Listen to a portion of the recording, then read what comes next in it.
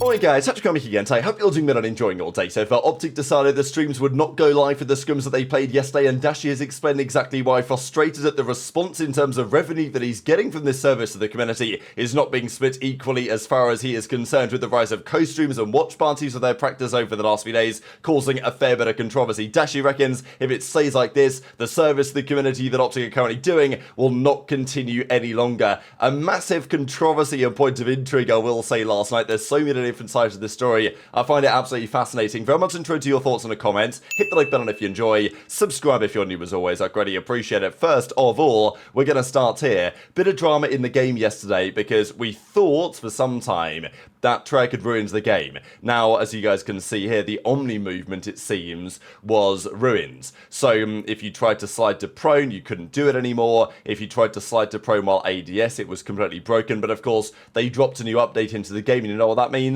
Something got broken, and I think it wasn't applying to everything. On hybrids, this was a problem, but on the other modes, it maybe wasn't quite as much of an issue.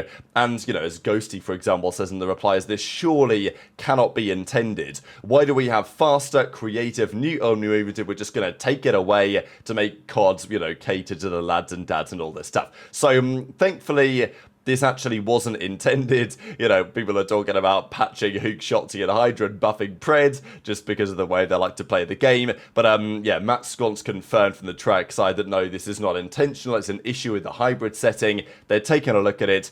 They're going to try and fix it as soon as they possibly can. So crisis averted in terms of the Omni movement in that respect. Now, gentlemates, they did finally confirm it yesterday. Johnny and FeLo arriving into the starting lineup. So Linz, of course, is gone. Priest is gone. Skyz is obviously not gone as well. He's now at OpTic, and Priest is on the Falcons, and they have kept around Kismet, and of course Lunarz has stayed there too. So FeLo and Johnny coming into the team. Is this really going to move the needle much? It's a matter for debate. Like, FeLo gets another opportunity. I think it's definitely a team that could benefit from his leadership. I think that some time with him and Lunarz, given the success they've had, at least, you know, the experience they've had together in challenges before. Johnny, I think, is a talented player who deserves to be back in. And, you know, I think Kismet, certainly if the team chemistry can work, you know, could work out rather nicely. Kismet, I'm sure, wants to take on a bit more of a leadership role maybe now, given that he's effectively been given that privilege on the team because they've dropped everybody else but him. But FeLo is the leader, so I think that dynamic is kind of interesting. There's still some things to play out behind the scenes in terms of what's going on with the coaching staff and all that, because I know that's still been a question over there. But yeah, this is pretty crazy, right, to see FeLo when he was on Rise back in 2018 with Lunarz, with the scump. I mean, this is the King hoodie, right? Or whatever, I think it's a hoodie, isn't it, that he's wearing here. And then you see the fast forward to the present day. This is in Dallas just over a week or so ago. But let's talk about this whole OpTic scrims thing, because for me, like, especially in my position, this is one of the most fascinating conversations that I've seen in a long time. I find it real interesting. So Dashy turns to streamer and says, the tax collector. Now, let's just start from the beginning, really. So over the last couple of days, OpTic decided with their new team, they would turn the streams back on for their practice. It's a great thing for the community. I wish other teams would do it as well, although maybe other teams would find themselves in a similar position here to where OpTic currently find themselves, whereby they don't feel like they're getting, you know, the deserved returns, shall we say, from the work that they're putting in for the community. Now, you might argue, well, it's not really work, they're streaming, you know, they're playing the practice anyway, just turn the stream on and it helps everyone, and sure, but you've got to totally understand that the players want to feel like they're getting compensated fairly as a result. So TJ tweeted this out yesterday. Now look, if you watch Dashy's POV, he does like, you know, popping in at least a one pump on occasion, and TJ says, one map in of scrims have been snaked by Dashy Hotel 3 times, and Dashy says, what are you yapping about, basically. But of course, the thing that people were really talking about here was, oh, we're streaming, like we're scrimming today, but we're not streaming. You know, where are the streams? We're streaming the day before. Looks like OpTic aren't going to be streaming them today. So, you know, Radiation put this out. It would seem that the streaming of scrims is done with for now. You know, could be related to the watch parties, but it does look like it's chalked. And of course, Dashy was making some comments about this whole, you know, coming to tax the guys at the watch parties and all this, and many people thought that he was joking, but, you know, my perspective was it's probably fair enough. And I know that people will say, oh, well, you know, all this talk about doing it for the community,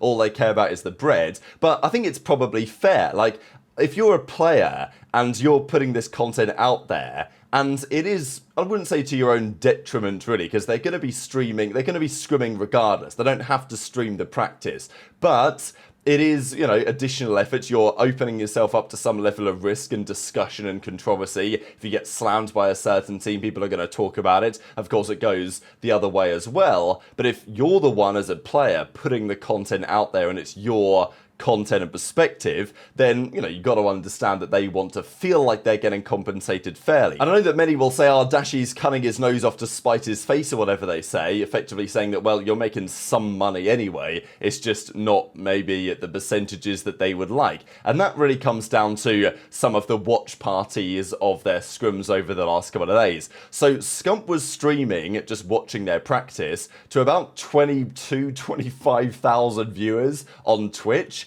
and Dashy had 600 viewers, and we'll see Dashy's POV in a second. I think Zinni had maybe 5k, Zuma had maybe like 8, 9k, something in that kind of ballpark, and it was a mega day for the scene for sure. It was definitely helping the scene, and I wish that other teams would stream their practice as well. And let's just put it straight up, this is what I find so fascinating about it, is where the incentives lie, because if you are Scump and you stream, the content is better, right? I think that's the bottom line, that people would generally prefer to watch a group of guys, former pros, in a call, watching the scrims, discussing it, analysing it, you know, shooting whatever, right, in the background, rather than watching the raw POV with no comms and, you know, just pure raw gameplay. And I'm kind of weird, I kind of like watching the raw gameplay sometimes, but I totally understand why it's better content, the watch parties of the scrims. So that's what people went to watch, right? That's where the incentives lie, and that is understandable for sure.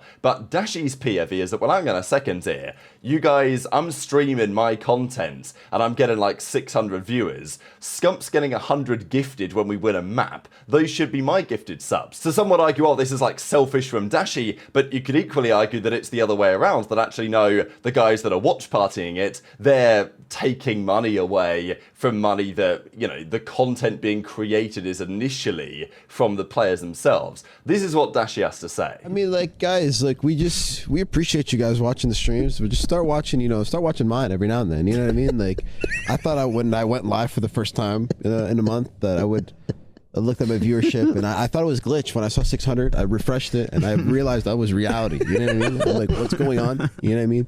Do they appreciate me streaming? They don't. They don't give a fuck. They don't even know I'm live. You know what I mean? So I felt hurt, honestly. It's cool, though. It's cool if y'all just tap us in, bro. Like, you know what I'm saying? But yeah, but like, I think people are also forgetting that we're the only source of, you know what I mean, broadcasting this stream. You know what I mean? Because listen, we just turn it off. Y'all ain't watching the scrim. You feel me? So if we're not gonna get the viewers, we gotta get some subs. You feel me? We gotta get some bread. So we might have to start taxing some gifts. I'm thinking about 10 a map. I feel like that's fair. Yeah, I was actually crying whenever you're like, I'm going fucking hard. One shot. I'm going hard as fuck every day. I'm like thinking, oh my god, I'm blacking out. My pupil looks insane. One shot, nice. And I look, and I'm not reading chat because I don't want to spoil it. I'm like, I'm just trying to like stay locked in, and I know I'm like, bet. Let me make sure to like stay focused. I'm giving everything. Nice. And I look, nobody's watching. No clips, no nothing. Nobody even knows the kid's live. And I'm like, wait, what clips did you have on your stream? I had 8 clips the whole stream.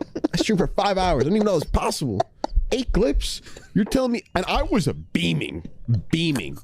I'm like, god damn, what the fuck? Ain't nobody clipping shit. I had to do my own clipping. I had to clip shit for myself.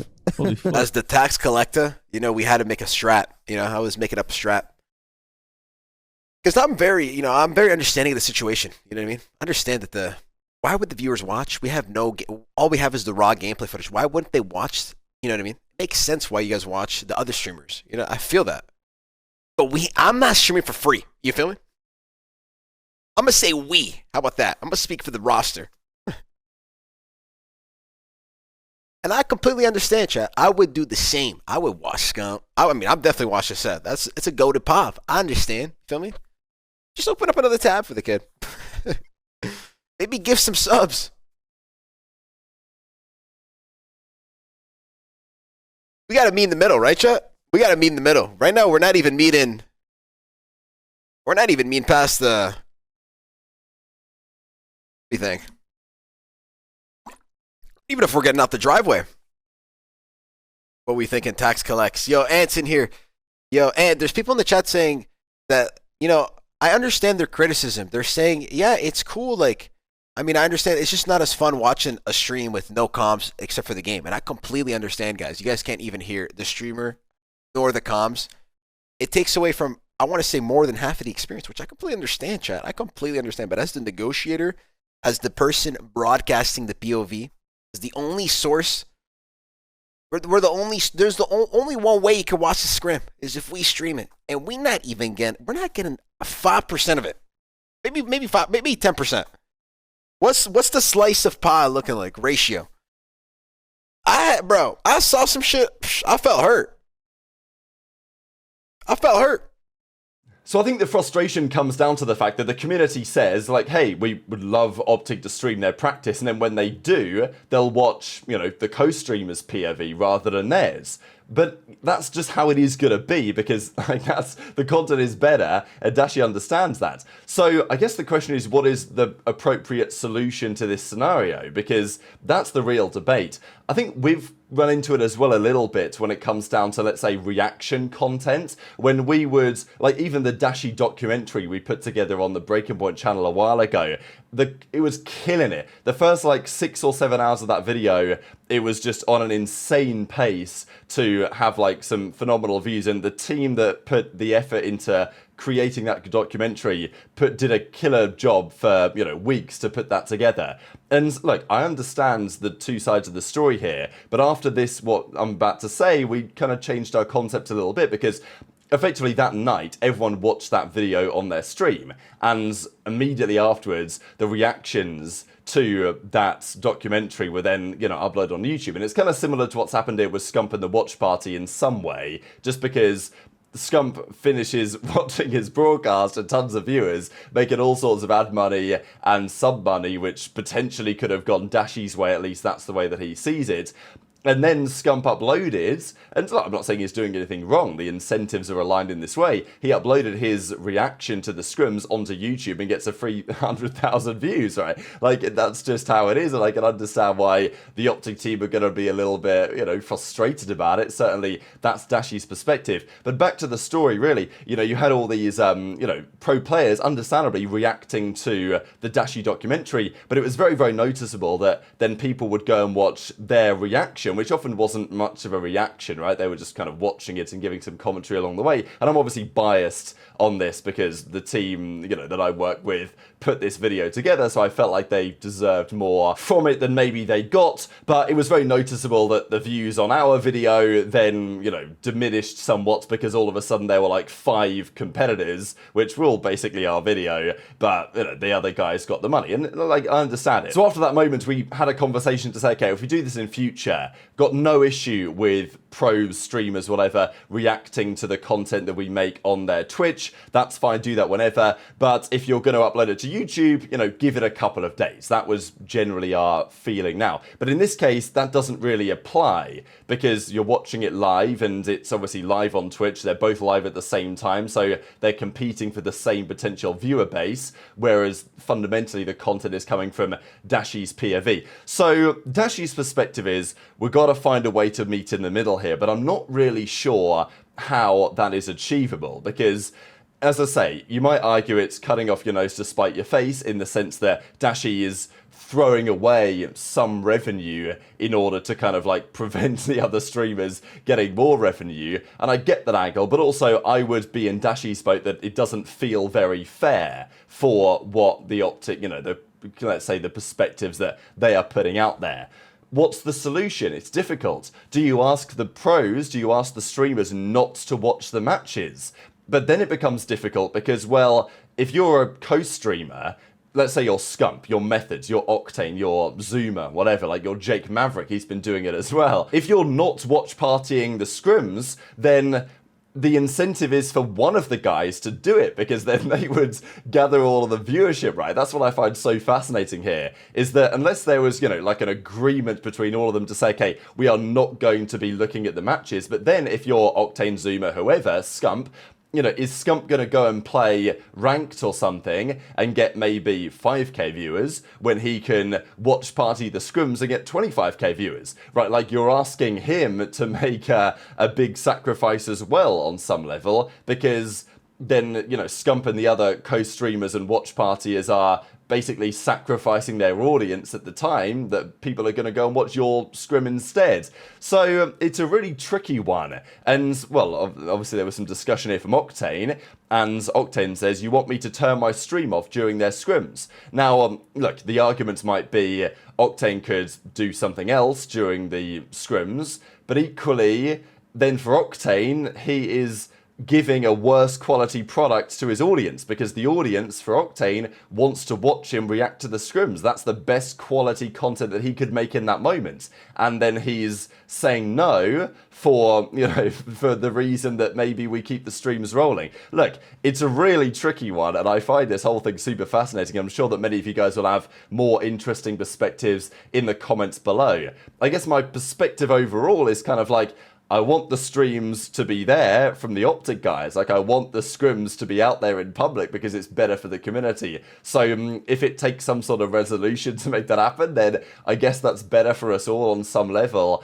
But also, like, the idea of taking a tax, as Dashy says, and that obviously he's experienced this before in some respects, because that's the reason why I owe him a steak dinner, or like I said, I get him a steak dinner, and he's open to having a steak dinner anytime he likes. Just let me know, and we'll make it happen. Right? We've been trying to make it happen for some time. It's going to happen at some point. But look, for years, obviously, we've talked about what Dashy and others have got up to on the channel, and there's been a feeling that they're kind of owed a cut of that on some level.